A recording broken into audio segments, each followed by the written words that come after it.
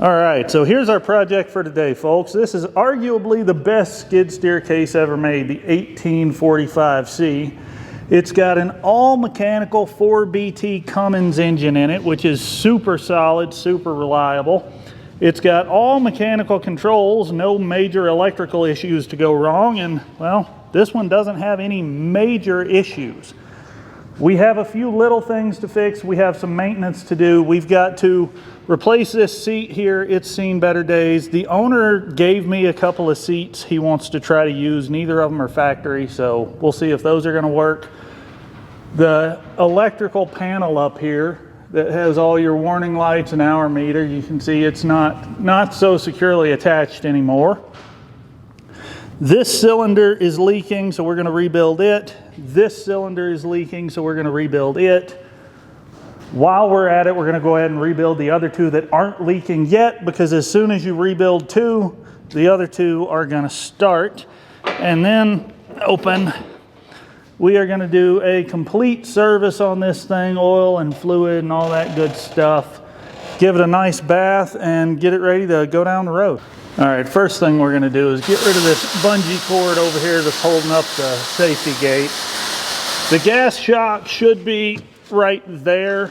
This is the one that came off. It is totally and completely junk in every conceivable way. So let's put the little anchors back in and put on this one. All right, that's on. Safety bar going to work correctly. We're down. We're up. Good deal, that's out of the way. We'll come in here, nothing too major. It's had a little bit of oil seepage over the years, but nothing's actively wet and concerning right now. We're gonna give it a good pressure washing before it gets out of here, but let's service this thing first. Can I get this filter off with my hand? Or am I gonna, oh, I can. Sweet. I'm gonna get a rag before I do that. Well, one of these days, but not this day. One of these days, but not this day. I don't know what his deal was. Do you think it's a bad idea to put this 2x4 here? I don't. I think that's an excellent idea. If you're wondering what we're talking about, he is, oh. Whoa, did you kill the internet? So the kind of project going on in the background over here is this tank used to be mounted on a stand way up in the air, and now it's getting these skids and some sacrificial lumber to sit on the ground and not roll away. Or blow away. Or blow away. It has been blowing consistently 15 to 20 miles an hour for the last week, and the last couple of days it's been getting 60, 70 miles an hour. If you hear a roaring in the background, that's all it is. It's just the wind trying to send everything in Wyoming to Nebraska. I'm gonna have to get a filter wrench on this, I think, unless I can reach under the alternator and grab it that way, but there's this reservoir in the way. Coolant reservoir looks a little, is that low? We'll check that out in a minute. I can't bend my arm like that. But under here I can. Oh, there it goes. That's nice. I don't want to get oil all over the camera though, so back up here. How do I get this filter out of here without dumping it all over everything? Do what? Well, that's what I'm trying to not do.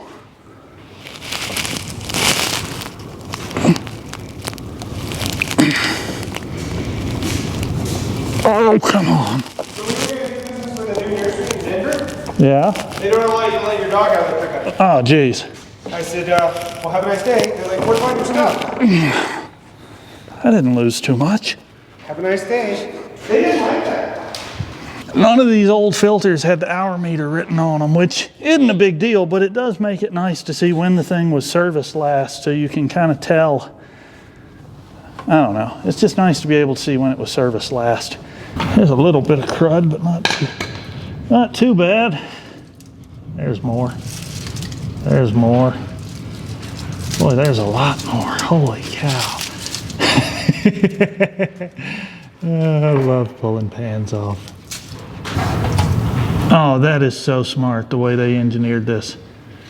The drain plug is on an angle, so all the oil comes out and doesn't just end up in this belly pan. It actually shoots through that hole. That is quality engineering right there. You want to take bets on whether or not I kill it after starting it with the fuel filter change? It's a mechanical pump, so yeah. Good luck. Thanks.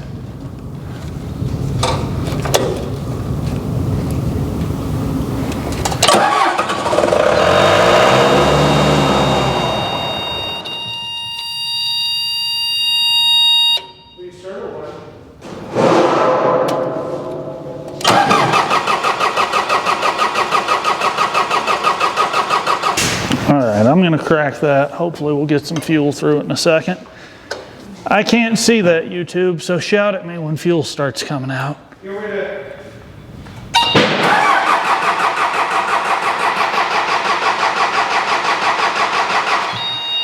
I got fuel to the bleeder now. Oh, yeah.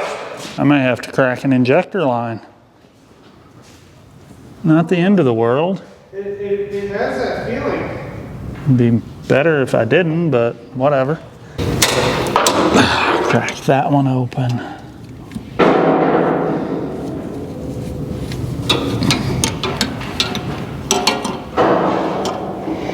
So the reason I'm having this problem, for those of you that have never dealt with this, is because this engine has a mechanical fuel pump, and when I changed the fuel filter, even though the new filter was filled before it went back on, that introduced air into the system, and air is not combustible. So we have to crack these lines and bleed the air out to get fuel flowing through there so the engine can actually start and run.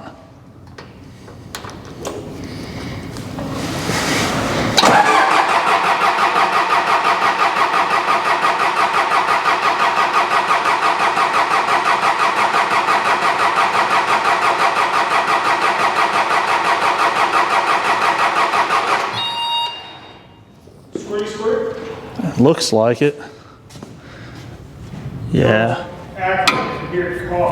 I've got fuel coming out of the injection pump.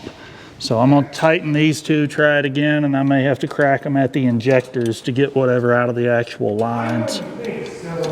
I wouldn't think so, but maybe.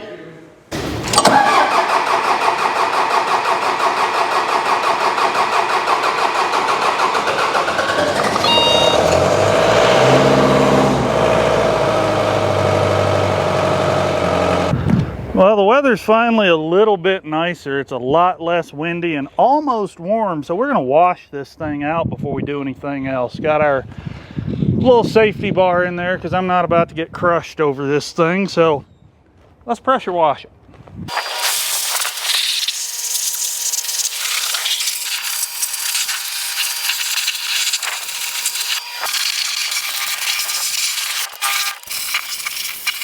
All right, well, at some point during the wash, the hot water part of our hot water pressure washer stopped participating, but it is still a lot cleaner than what we started with. We can actually see down to the bottom now and see those drive motors, so that's cool. We can see in here way, way better. Would have been a great day for the rubber boots, but whatever, I'll live. While that thing dries, we're going to address our seat here. The original seat, you can see it's really easy to mount. It's just four bolts on the slide rails. The original seat is pretty well shot completely, and the owner has provided us with 2 seats he would like to try to use. He really wants to use this one here because it's a really nice seat. I think he said that came off of one of those handicap mobility scooters. So if we can make it work, we will. Otherwise, we're gonna mount this one that's off of looks like it came from a Hustler lawnmower. So here's our mobility scooter seat that he wants us to use. It fits with those brackets on the bottom, but I pulled them off to see if we can save that extra inch of height and headroom. but I don't know if that's gonna be the way to go or no. Headroom's a lot better. Got the bar down. Oh my goodness. It leans backward and forward. It just lean, there we go. The seat tilts. This is how we're gonna do this. 3 inches down. It's about the same. There she is, and that's nice and solid. That's way better. That is nice. So we got to deal with our little riv nut situation here. We'll deal with that. All right, so seat's done. What do we have left? All right, so my goal is to just leave the body of the cylinder attached to the machine. All the seals we need to change are going to be in this end cap and on the end of the piston, and all that'll come apart when we take the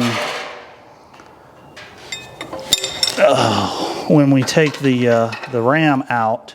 The reason I pulled these lines off, because if we don't, even though we're not removing this body, it's still going to hold vacuum in there, and it won't let the ram come out. Get our little gland nut wrench.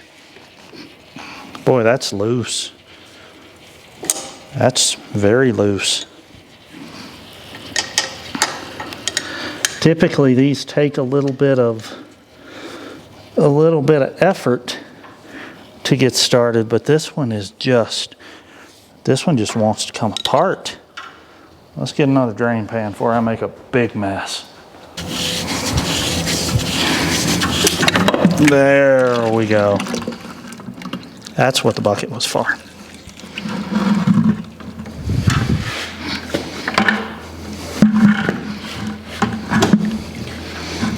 This is where I need 3 hands.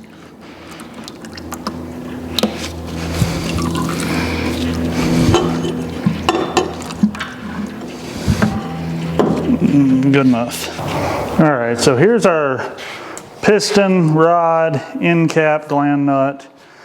At this point, we need to pull this bolt out, pull the end of the piston off, slide the gland nut off, and then we'll start replacing seals. Pressure seal here, wear ring here, put those there, slide the end cap off. The outside ring of this wiper is metal, so we're just going to take a chisel and fold it in on itself. Yeah, it destroys the seal, but we're replacing it, so that's fine. Ta-da! Now we got to get our pressure seal out of there. And it's a soft, flexible seal, so we should be able to just hopefully stab it with a pick and pull it out. There we go. Oh, these are going to be a bear to put back in. So there's our old seal. They make some little tools that fold these seals up real nice to install new ones. I keep meaning to get a set of those. I haven't. So we're going to do this the hard way. You can do this with zip ties, but on this one, that's going to be pretty tricky just because it's such a small seal. When you're replacing a pressure seal like this, you'll see it's got a lip on one side and it's smooth on the other. The lip always goes toward pressure. So in our case, the way this is clamped, it's going to go lip down. I've talked about this before, but basically you'll take a zip tie and bend your seal in half like that. Then take another zip tie and go through the figure 8 you just created. Snug that one up. Then you're going to fold this figure 8 in half and zip tie the tails together. It's kind of, you can do it by hand like I'm doing here. It's kind of a bear. It works, but the little tools they make to do this with are probably worth the money. So you want to end up with something like that. It's a pain to do with zip ties, but it's possible. And then you can take that and it's a lot more manageable to drop down and work into the little groove it needs to seat in.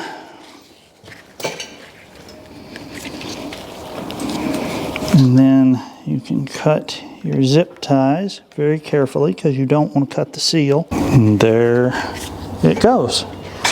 Bingo. Then you'll take your wiper. And the wiper seal is a similar idea, but a little bit different. This one especially. We're trying to keep stuff out of the cylinder, so we're going to put it in this way, which would be backwards if we were using it to hold pressure. But we want this to keep junk out of the cylinder, so it's going to sit right in there like that. Well, folks, if we were handing out participation trophies, we would not need very many today. Not only did the hot water side of the pressure washer not want to work this morning, the camera decided it didn't want to work either, but stuff still had to be done. So I guess I'll figure out where it died when I get to editing. But both of our bucket cylinders have been removed, rebuilt, and reinstalled, or, you know, the rams pulled. I got this side lift cylinder removed and resealed and put back together. It did not want to come out, took a little bit of a fight. And we are just about to start on this side. We've got it off the loader. You can see this block here. You don't want to sit the cylinder down on these hard lines. You can bend them, you can crack them, you can create problems. So put the fitting on a wood block, give it a little bit of space.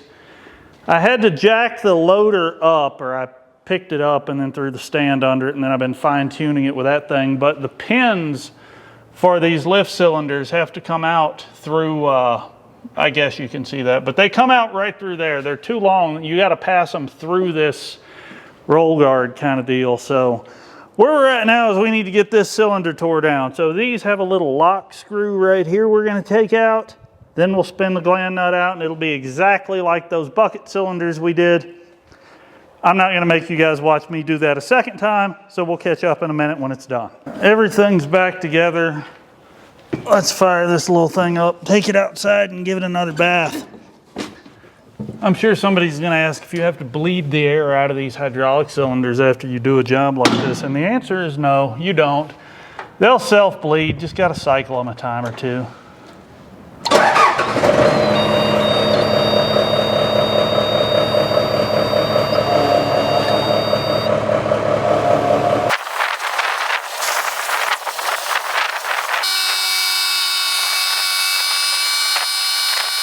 So the astute viewers are saying, Blake, there's one problem you still haven't fixed. Did you forget about the panel that was suspended by a zip tie and some sheetrock anchors? And I didn't.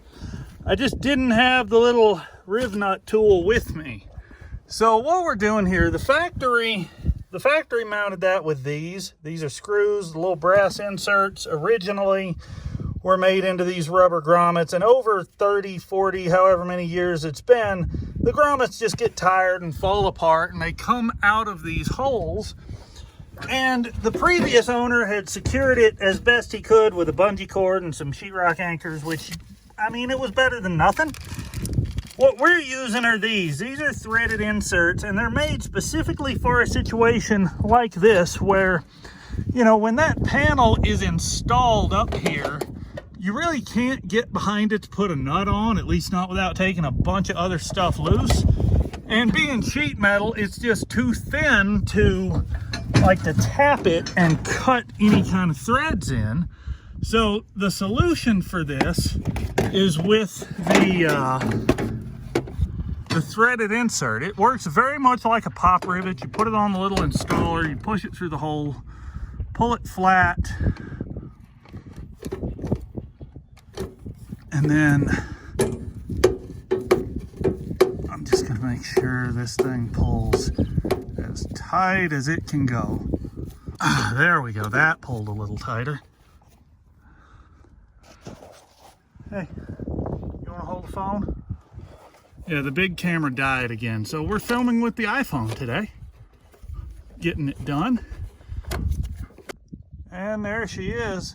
Got some nice Allen head bolts in there holding it. Way better than the bungee strap. You can kind of see just a little bit of thickness from the rib nuts, but man, this is super nice for one of these machines. I mean, it's 30-ish years old and the paint behind the wheels is barely even rubbed off. It's only got like 2,000 hours. This is a nice one right here.